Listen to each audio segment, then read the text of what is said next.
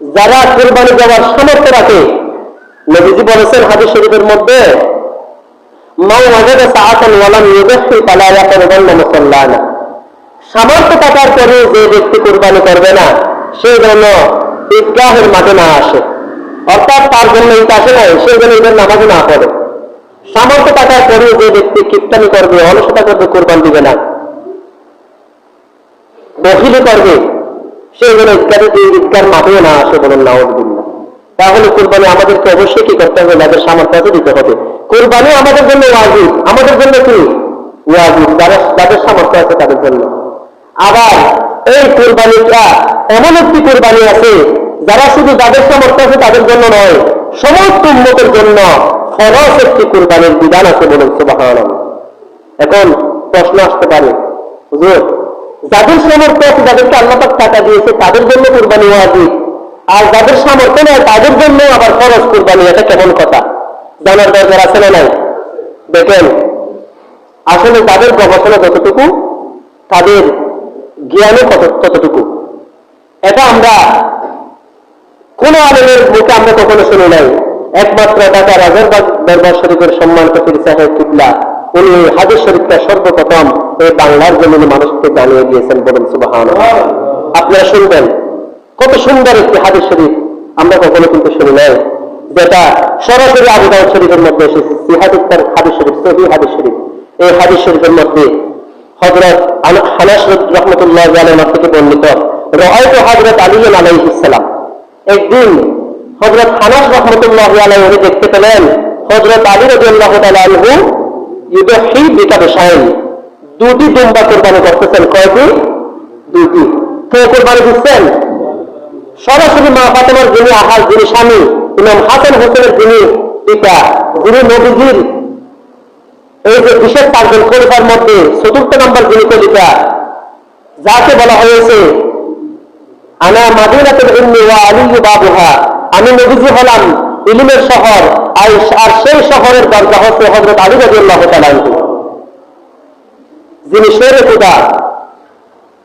এই হযরত আলী রাদিয়াল্লাহু তাআলা আনহু উনি দুটি দুম্বা কুরবানি করতেছেন। কয়টি?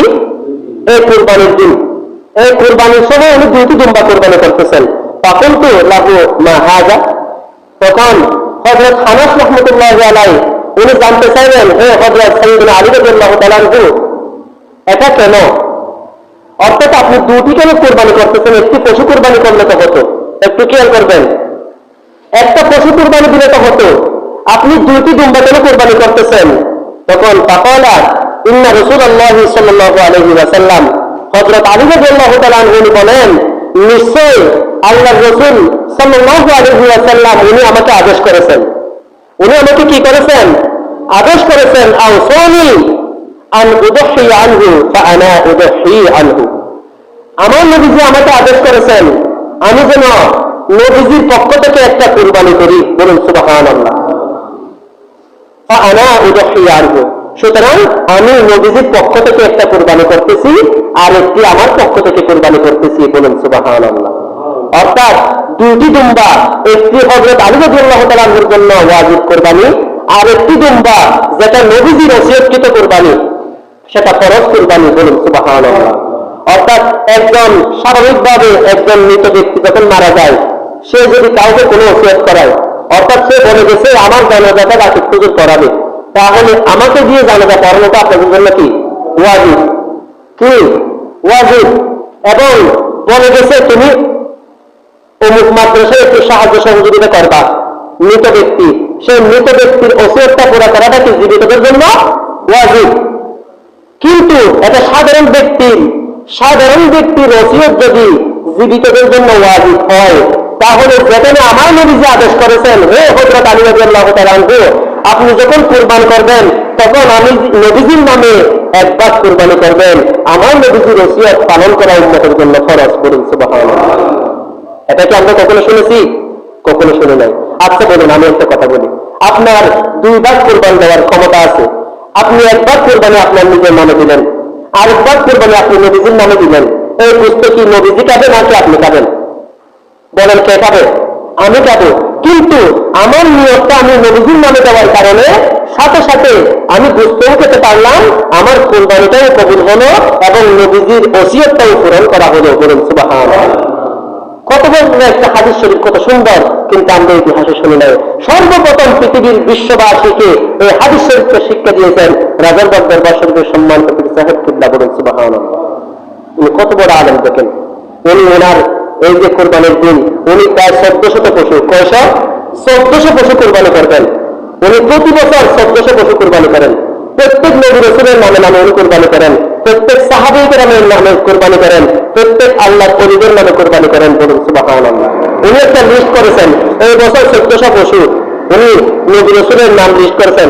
এই বছর যে নবী রাসূলের নামে করেছেন, আগামী বছর আর বাকিগুলোর নামে করবেন, এরপরের বছর আর বাকিগুলোর নাম, এরপরে আল্লাহর ওলিদের নাম, এরপরে সাহাবী কিরামদের নাম, এরপরে যারা বিশেষ বড় বড় মাযহাবের ইমাম ওনাদের নামে উনি কোরবানি করেন। বলুন সুবহানাল্লাহ। উনি কত বড় ব্যক্তিত্ব। তাওয়ার থাকলে একবার দেখতে যাবেন কোরবানির সময় 1400 পশু দেখলে মন জুড়িয়ে যায়। কত সুন্দর মোটা তাজা কত পশু উনি মানুষ কোরবানি করে নবীজির নামে যে পশুটি কোরবানি করেন। এখানে একটা বিষয় না বললে নয়, খেয়াল করবেন। উনি কথার কথা ওনার থেকে একটা টিম গরু কেনার জন্য বগুড়া বাজারে গেল। বগুড়া বাজারের মধ্যে ধরেন হাজার হাজার পশু উঠেছে, সেখান থেকে যেগুলা সবথেকে সুন্দর দামি পশু বড় মোটা তাজা সেগুলাই উনি নবীজির মহব্বতে সেখান থেকে ধরেন 10টা পশু কিনলেন।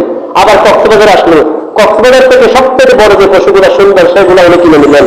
চট্টগ্রাম আসলেন, চট্টগ্রাম থেকে সবথেকে সুন্দর দামি যে পশুগুলো সেগুলো উনি কিনে নিলেন। এভাবে 64 জেলা থেকে উনি ঘুরে ঘুরে সবথেকে সুন্দর মোটা তাজা পশুগুলো উনি কিনে নেন। বলুন সুবহানাল্লাহ। সেখান থেকে এই 1400 পশু থেকে যেটা সবথেকে বড় দামি পশু সুন্দর সেটাই উনি নবীজির নামে কোরবানি দেন। বলুন সুবহানাল্লাহ। উনি কত বড় আশিক রাসূল দেখেন। তাহলে সেই কুরবানিতে শরীক থাকার আমাদের দরকার আছে না নাই? একদিন যাবেন দেখবেন আপনারা কত বড় ওলি আল্লাহ পৃথিবীর বুকে আছেন, কিন্তু আমরা এখনো ওনার নাম আমরা অনেকেই জানি, অনেকেই জানি না। আমি এগুলো আসলে কুরবানির এই কথাটা বলতে গিয়ে ওনার নামটা চলে আসলো। আমি আপনাদেরকে অনুরোধ করবো একবার গিয়ে দেখবেন। এই যে বিশেষ করে ফরজ কুরবানি যিনি আমাদেরকে শিক্ষা দিয়েছেন আমাদের ইমান আমল হেফাজতের জন্য, আমাদের কুরবান কবুল হওয়ার জন্য। আচ্ছা, কুরবানির যে শর্ত দিয়েছে যে নিয়ত পরিশুদ্ধ হতে হবে, নিয়ত যদি পরিশুদ্ধ হয় আল্লাহর জন্য যদি হয় তাহলে সেই কুরবানি কবুল হবে, অন্য কুরবানি কবুল হবে না। এখন আমাদের কম বেশি গুনাহ আছে না নাই? আমরা কি বলতে পারবো আমার টাকা কি হালাল কি হারাম? আমাদের আমলের মধ্যে অনেক ত্রুটি আছে, কিন্তু আমরা তো কোরবানি দেবো। সেই কোরবানিটা যেন নবীজির ওসিলায় কবুল হয় সেই জন্য আমরা নবীজির নামে একটি কোরবানি দেওয়ার কোশিশ করব। আল্লাহ পাক রব্বুল আলামিন আমাদের সবাইকে বিষয়টি উপলব্ধি করার তৌফিক দান করুন।